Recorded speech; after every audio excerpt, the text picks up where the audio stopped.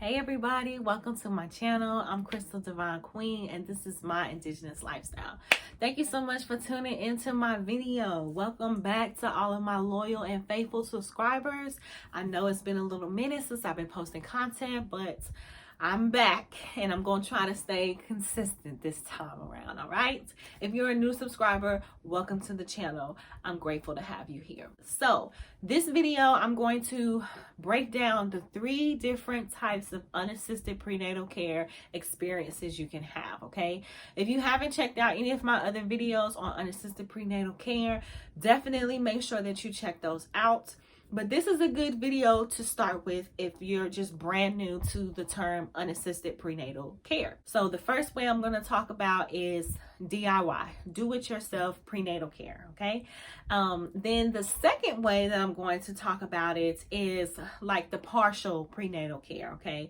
And then the third way is pretty much go all the way prenatal care, okay? First way, do-it-yourself prenatal care. This is basically you managing your own medical care, doing everything that the OBGYN would do, but doing it yourself with the exception of drawing blood, because that's the only thing that we cannot do ourselves. Doing it yourself, DIY prenatal care, is really the most common way that people take when they go on this path of unassisted prenatal care. The first thoughts that come to the program mind about unassisted prenatal care is that it means no prenatal care.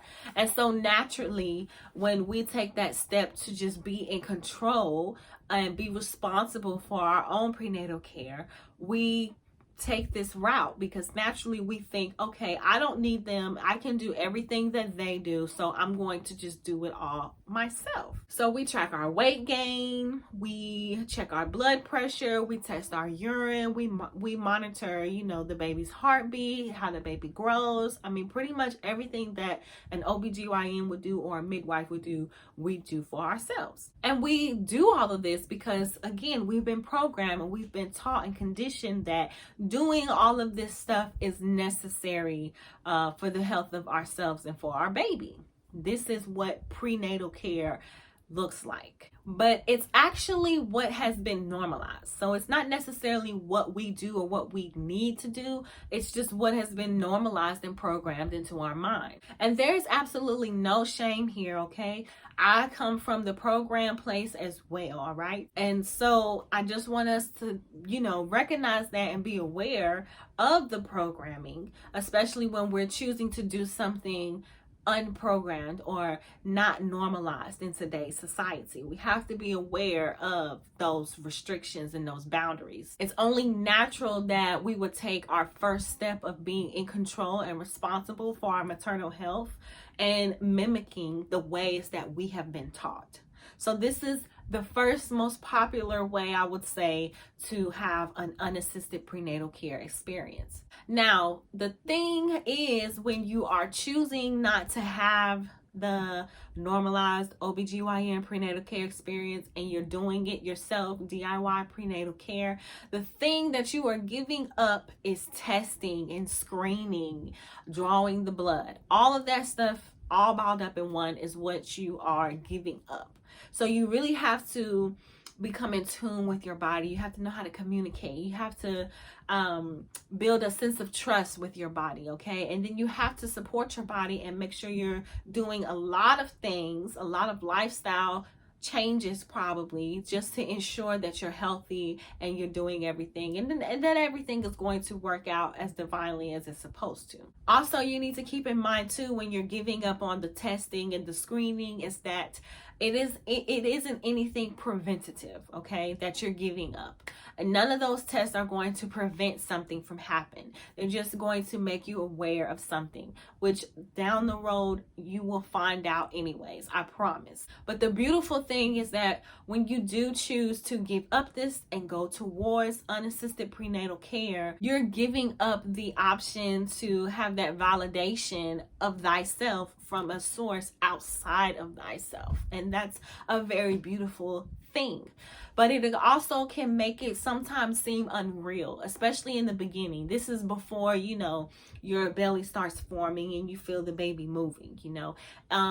It can make it seem very unreal to us because we've been so programmed to going to the doctor so that they can make the pregnancy seem like a real experience to us. So I made a video on, you know, how to just trust in thyself and to tune in and tap into that self-validation. So definitely check that video out as well. I also made a video on what the first trimester and what the second trimester looks like when you do choose to have an unassisted prenatal care experience. So check out those videos as well. Third trimester video coming soon. So that's pretty much do it yourself, okay? Do it yourself prenatal care is you basically mimicking everything that your OBGYN or your midwife would do, but you're doing it yourself in your own way. You're managing it yourself, all right? The second way, partial prenatal care, okay? This is basically when you pay for individual appointments, You only go to your midwife or OBGYN for certain things. Now, a midwife would be a little bit more okay with this type of prenatal care. OBGYN is probably going to give you a hard time or just refuse to take you on as a client. I always say that this is the most trickiest way to have prenatal care because it's like you're straddling the fence, you know, and the system, the society that we live in, they don't really take kindly to us being halfway in and halfway out. They don't really take too kindly of us making decisions for ourselves rather than just allowing them to tell us how our pregnancy and how our prenatal care is going to go and what it's going to look like. You also have to be very mindful too, because you can be put in a situation where you may have to deal with Child Protective Services or you may have to deal with the laws. So you got to be smart and you got to move smart when you do this way. And just to be very blunt with you, if you feel like you want to get that anatomy scan, but you don't have an OBGYN, but that's something that's important to you, then, you know, you might have to lie to get that anatomy scan done. You might have to tell some lies so that people aren't asking you a bunch of questions and ultimately putting you in a situation where, you know, you may have to deal with CPS or law enforcement. It's just a lot more factors to consider and just things to be more aware of and conscious of when you try to use them just a little bit. And you may have to just, you know, kind of lie and not make it seem like you are having this unassisted prenatal care experience. So I recommend you either do it the first way I mentioned, the do it yourself way, or you do it the third way, which I'm about to go into now. The third way to have unassisted prenatal care is just to simply go all the way. And that means no medical care at all. So that means no medical care or management from a doctor, a midwife, or even from yourself, you know, doing all of those things, checking your blood pressure, urine strips, etc., you know, going all the way is really just trusting in thyself and having the pregnancy experience as natural and holistic and as indigenous as possible, okay? This route right here is for the experienced and the disciplined and the strong-minded, okay? This is not probably for someone who is having their first pregnancy unless they come from a very strong background and they have really strong beliefs about just pregnancy and birth, and they really trust within themselves and just how this whole experience works, and they're really against the normalization of prenatal care, and they're really more so all about maternal health. This is for you. I would definitely recommend this for someone like that. And this is truly what I think of when I use the term unassisted prenatal care. I really personally don't even like the terminology prenatal care. And I'm going to read to you a post that I put on my Instagram page. If you're not following me, go ahead and follow me. But I posted this a few weeks ago about prenatal care, okay? So let me read to you guys the post that I put together on my Instagram page. Prenatal care is a type of preventative health care, okay? Preventative health care consists of measures taken for disease prevention. A disease refers to any condition that impairs the normal functioning of the body. All right, let's stop right there, because pregnancy does affect the normal functioning of the body, but it does not impair.